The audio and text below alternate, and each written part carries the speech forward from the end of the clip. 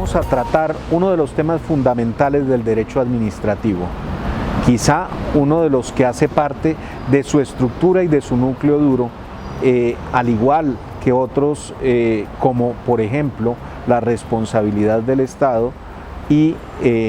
la teoría del servicio público. Nos referimos en este caso especialmente a la teoría del acto administrativo, a su validez, a la forma de revocarlo y a otros elementos que son fundamentales para comprender este sistema jurídico construido alrededor del acto administrativo. Pues bien, el acto administrativo, en tanto que parte de esta rama del derecho, es también derivado del sistema del derecho administrativo francés, aunque con algunos elementos, como lo resalta el profesor Santofimio, derivados del derecho alemán, específicamente, como veremos, en lo que tiene que ver con el elemento de la voluntad. Pues bien, en tanto que, derivado del derecho administrativo francés, recoge todo ese trasegar derivado de la Revolución Francesa, y hace parte, por supuesto, de estos elementos que fueron consecuencia de esa gran ruptura que a partir de Francia se fue regando por todo el mundo. Así pues, como hijo de la Revolución Francesa, el acto administrativo tuvo por origen probable esa preocupación intensa que tuvieron los revolucionarios franceses por separar las funciones a cargo de cada una de las tres ramas del poder, pero en especial de evitar la intromisión, y cito entre comillas, de la rama judicial en los asuntos propios del Ejecutivo, como quedó consagrado en diferentes disposiciones expedidas con ocasión de la Revolución Francesa. Esta preocupación y este celo por la separación de poderes hizo que necesariamente tuviera que crearse una categoría con un carácter especial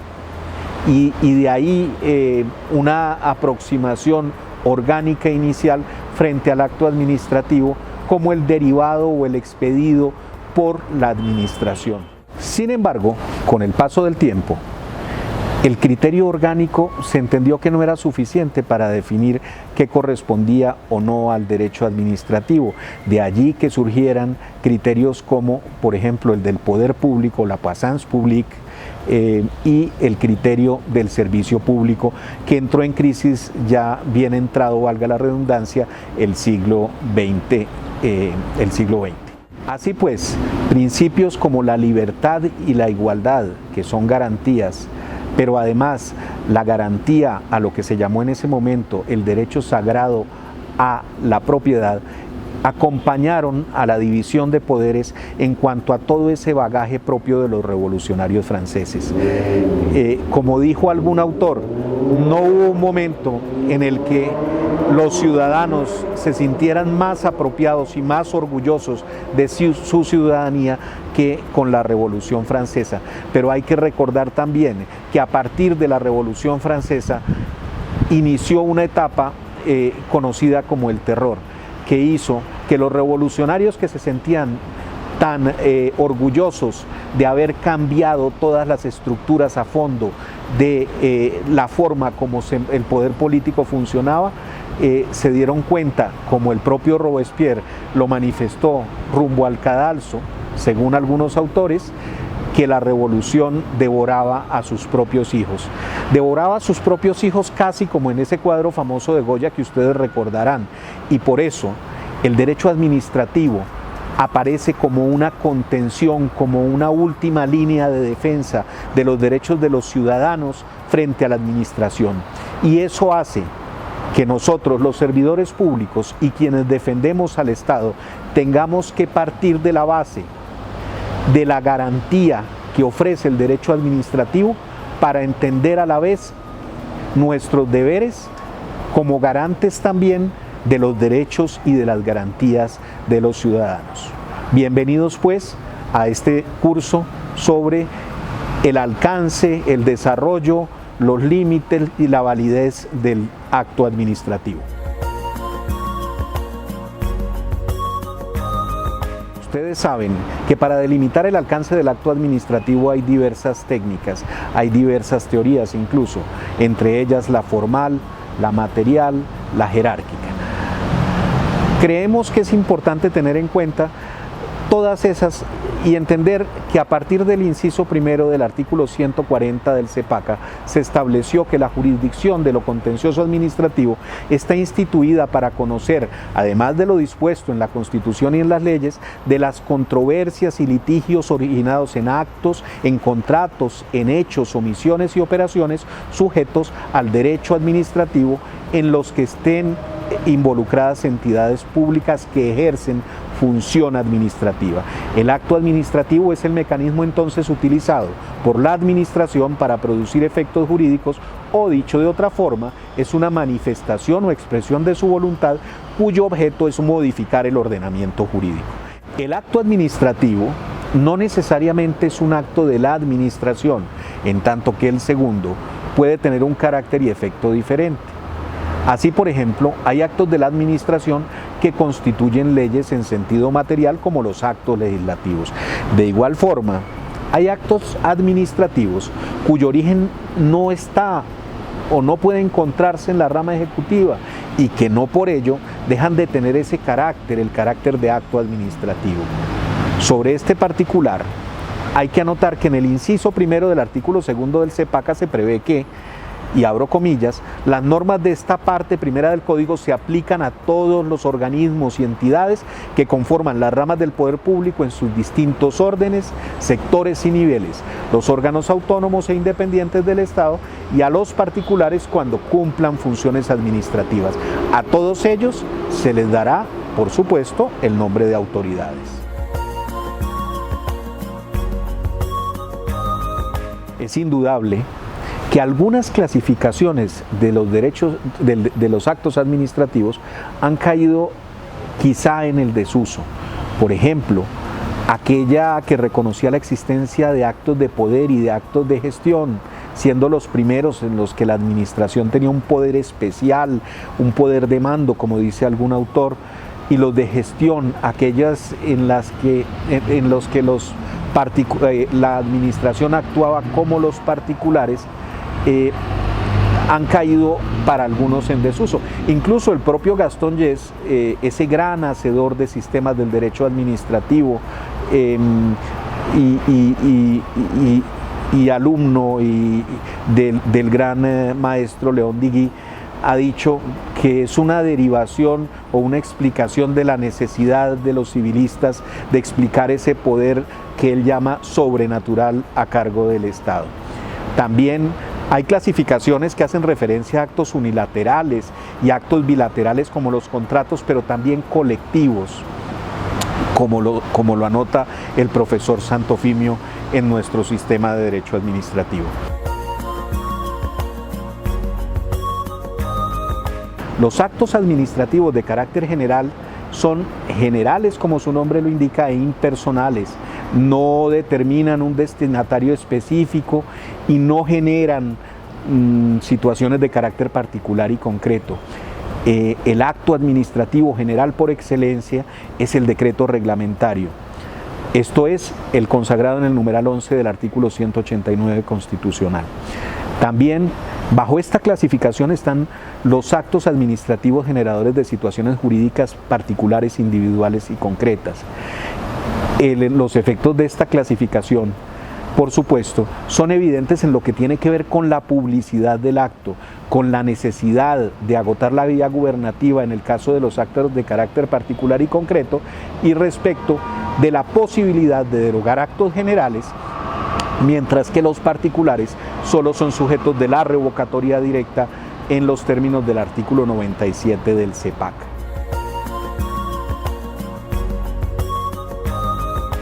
Los preparatorios o de trámite son aquellos necesarios para adelantar el procedimiento administrativo del que se trate, sin que constituyan una definición clara y concreta de derechos o de obligaciones, es decir, no terminan con el proceso. Dicho de otra forma, se trata simplemente de actuaciones procesales que permiten tomar una decisión definitiva, pero que no la constituyen en sí misma.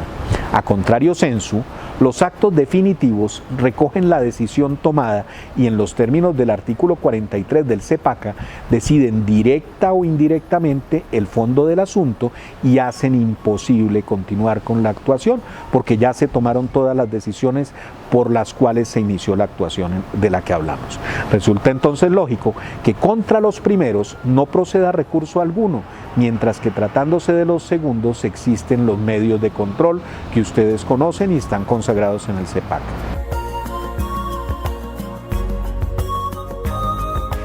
Clasificación importante también es la de los actos reglados y los actos discrecionales. Los reglados serán aquellos en los cuales la autonomía de la administración se encuentra reducida al mínimo y han de seguir el trámite, incluso la decisión prevista en una norma superior.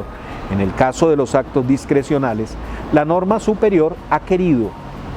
a diferencia de los primeros, que la administración tome decisiones a partir de una amplia gama de posibilidades, pero siempre sometidas a la necesidad de garantizar el debido proceso y, por supuesto, en busca o con miras al interés general.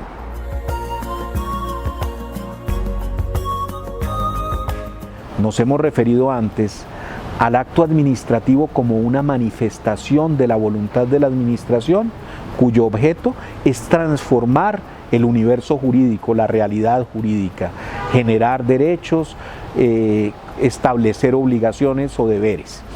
En el caso de los actos administrativos particulares, esta manifestación de voluntad tiene un carácter unilateral, en tanto que no compromete la manifestación de voluntad de un sujeto externo, como sucedería en un contrato, por ejemplo. Existe entonces una relación estrecha entre la manifestación de voluntad propia del derecho civil y esta manifestación de voluntad por parte de la administración. En el segundo caso, en el caso de la administración, no es dado confundir la voluntad del funcionario o de la persona que cumple funciones administrativas con la voluntad de la administración,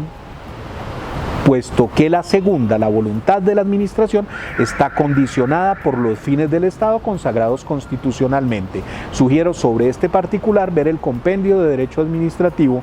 del profesor Santofimio. En el derecho civil, a partir de lo establecido en el artículo 1502 del Código Civil, se prevé como condición para que una persona se obligue la existencia de capacidad, de consentimiento exento de vicios, de objeto lícito y de causa lícita. Gavino Fraga, por ejemplo, ha expuesto que el acto administrativo está constituido por elementos como el sujeto, la voluntad, el objeto, el motivo, el fin y la forma. Y hay autores colombianos, como algunos a los que nos referimos antes, que recogen unas clasificaciones similares. Los elementos del acto administrativo, entonces, como sucede respecto de las condiciones consagradas en el derecho civil para que una persona se obligue, resultan importantes en tanto que su ausencia puede acarrear la nulidad del acto.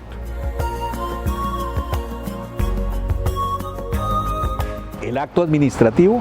está sujeto al principio de legalidad, esto es, a las prescripciones consagradas en las normas jurídicas de carácter superior. Por ello, cuando quiera que mediante la expresión de voluntad de la administración se vulnera una de estas disposiciones de orden superior, el acto administrativo, en principio protegido por la presunción de legalidad, puede ser anulado por la jurisdicción de lo contencioso administrativo.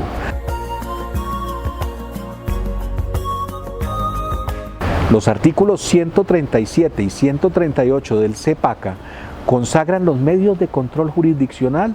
denominados nulidad y restablecimiento del derecho, respectivamente. La nulidad, por regla general, está estipulada para efectos de los actos administrativos de carácter general, mientras que la nulidad y restablecimiento del derecho, también por regla general, existiendo por supuesto las excepciones de ambos artículos, está dirigida a los actos administrativos generadores de derechos de carácter particular y concreto. Reitero y resalto con las excepciones establecidas tanto en el 137 como en el 138.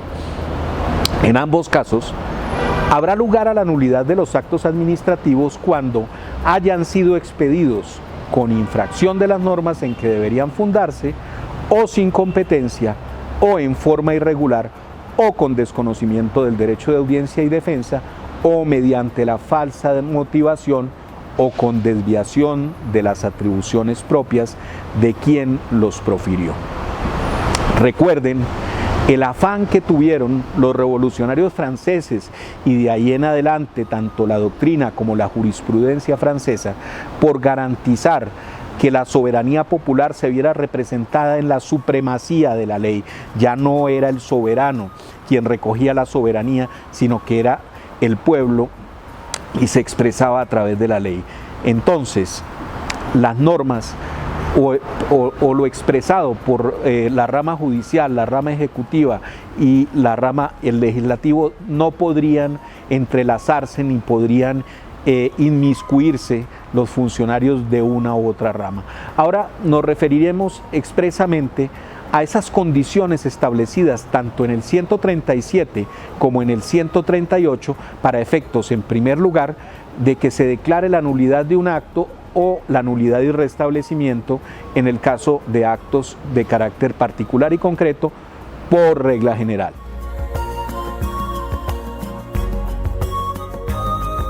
El acto administrativo, a la vez que tiene unas condiciones de existencia importantes que determinan su validez y su existencia, también tiene unas prerrogativas que están derivadas del concepto de soberanía y que hacen que no constituya o que no tenga el tratamiento de un simple acto, de un negocio jurídico, sino que puedan imponerse ante las personas bajo unas condiciones especiales. A esas condiciones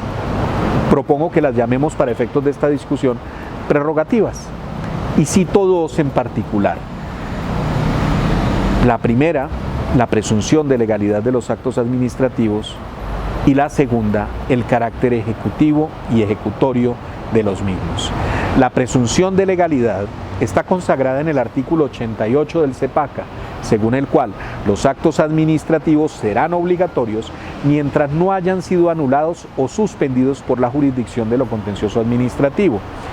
Asimismo, el carácter ejecutorio de los actos administrativos se encuentra en el artículo 89 del mismo ordenamiento, que reza: salvo disposición legal en contrario, los actos en firme serán suficientes para que las autoridades por sí mismas puedan ejecutarlos de inmediato. El acto administrativo, como lo dice algún autor colombiano, tiende hacia su cumplimiento. Es de su esencia que cuando se expide, cuando existe, cuando cumple con la normativa superior, tienda a su cumplimiento, incluso en términos del artículo citado, recurriendo, si fuera el caso, a la colaboración de la Policía Nacional. El acto administrativo se mantiene vigente en tanto no sea anulado por parte o suspendido por parte de la autoridad judicial o no sea derogado o revocado. Me voy a referir específicamente a la figura de la revocatoria, a la revocatoria directa, que está consagrada en el artículo 93 y siguientes del Código de Procedimiento Administrativo o de lo contencioso administrativo. El principio es que la revocatoria la puede llevar a cabo tanto el funcionario como el superior jerárquico del funcionario que la expidió, de oficio o por petición de parte, por tres causales. La primera de ellas, cuando sea manifiesta la oposición del acto a la constitución política o la ley. Nótese que no basta con que el funcionario o su superior consideren que el acto es opuesto a la constitución política o a la ley, sino que es necesario, según la disposición referida, que esa oposición sea manifiesta, es decir, que esté de bulto, que sea grosera. En segundo lugar, cuando los actos no estén conformes con el interés público o el interés social o atenten contra él. Y en tercer lugar, cuando con ellos se cause un agravio injustificado a una persona. Respecto de la primera causal, esto es, los actos manifiestamente contrarios a la Constitución y a la ley, hay que tener en cuenta que no es procedente en los casos por solicitud de parte en los casos en que el peticionario haya interpuesto los recursos de que dichos actos sean susceptibles, ni en relación con los cuales haya operado la caducidad para efectos del control judicial. Por otra parte, el artículo 95 del CEPACA establece que la revocación directa de los actos podrá cumplirse aun cuando se haya acudido ante la jurisdicción de lo contencioso administrativo, siempre que no se haya notificado el auto admisorio de la demanda, y que las solicitudes de revocación en términos similares o idénticos a lo establecido en la norma anterior a la vigencia del CEPACA deben ser resueltos dentro de los 2 meses siguientes a la presentación de la solicitud. Contra esta decisión, establece el CEPACA, no procede recurso alguno. Sin embargo, establece la disposición una excepción que es importantísima, y es que en el curso de un proceso judicial, antes de la sentencia de segunda instancia, puede de oficio, a petición del interesado del Ministerio Público, la administración, la autoridad demandada, formular una oferta de revocatoria de actos administrativos impugnados, siempre y cuando el comité de la entidad lo haya autorizado, aprobado. La oferta de revocatoria, dice la norma, señalará los actos y las decisiones objeto de la misma y la forma en que se propone restablecer el derecho conculcado o reparar los perjuicios. El CEPACA, en su artículo 97, recoge también una de las figuras de mayor desarrollo y además con posiciones en su momento más diversas y menos pacíficas en la jurisprudencia colombiana, y me refiero a la revocatoria de los actos de carácter particular y concreto. Exige el CEPACA en el artículo 97 y en términos similares a los de la anterior normativa que un acto administrativo generador de actos de carácter particular, de derechos de carácter particular y concreto, o que haya reconocido un derecho de igual categoría, lo cual es probablemente redundante, no podrá ser revocado sin el consentimiento previo, expreso y escrito del respectivo titular. Esto es, la regla general indica que para que la administración pueda revocar un acto administrativo generador de derechos de carácter particular y concreto, solo lo puede hacer con la autorización expresa, escrita y previa del titular. Es decir, no puede haber una convalidación posterior de esa autorización por parte del particular, entre otras cosas porque también tiene que ser escrita y expresa, clara, suficientemente clara. Si el titular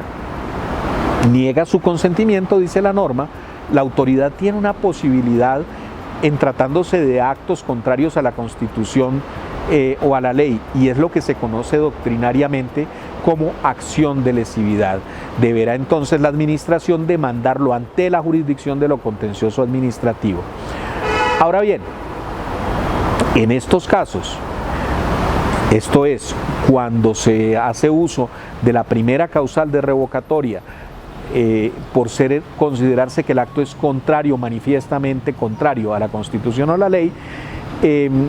la administración acude al proceso contencioso administrativo sin el procedimiento previo de conciliación y solicitando la suspensión provisional, en tanto que la causal exige que sea o que se aprecie como manifiestamente contrario a la Constitución y a la ley. En todo caso, dice la norma, el trámite de revocatoria directa debe garantizar, por supuesto, los derechos tanto de audiencia como de defensa. En estos minutos hemos tenido la oportunidad de conversar con ustedes algunos elementos que bien podrían considerarse rudimentos sobre la formación, sobre la estructura, sobre los caracteres, sobre el carácter de validez y de existencia del acto administrativo, cómo se origina el acto administrativo, de dónde provienen las teorías diversas sobre el carácter o el concepto de acto administrativo, todo ello con miras a garantizar que podamos conjuntamente asegurar la prevención del daño antijurídico, recordando estas disposiciones de carácter legal, estos conceptos consagrados por la doctrina o establecidos por la doctrina desde hace ya bastante tiempo. Este edificio, esta estructura conceptual consagra elementos que permiten al Estado seguir los lineamientos constitucionales y legales por la senda de la prevención, pero también apoyan a cada uno de ustedes para construir esquemas sostenibles de defensa del Estado. La mejor defensa, por supuesto, es cumplir con las normas legales. La mejor defensa es prevenir la ocurrencia del daño antijurídico, sabiendo o entendiendo cuáles son las disposiciones que todos los servidores públicos debemos cumplir. Gracias a todos ustedes, servidores públicos o defensores del Estado, porque en sus manos está garantizar que los recursos públicos cumplan con el fin previsto originalmente en la ley y que no se distraigan o no se dirijan a indemnizaciones cuando se puede prevenir la ocurrencia del daño antijurídico y evitarla, y cuando no hay lugar a indemnizaciones. Gracias al trabajo de ustedes, con seguridad estos recursos pueden dirigirse a los fines sociales que establece la Constitución Política de Colombia. Gracias también por su atención y por su dedicación al estudio de estos temas del derecho administrativo. Que estén muy bien.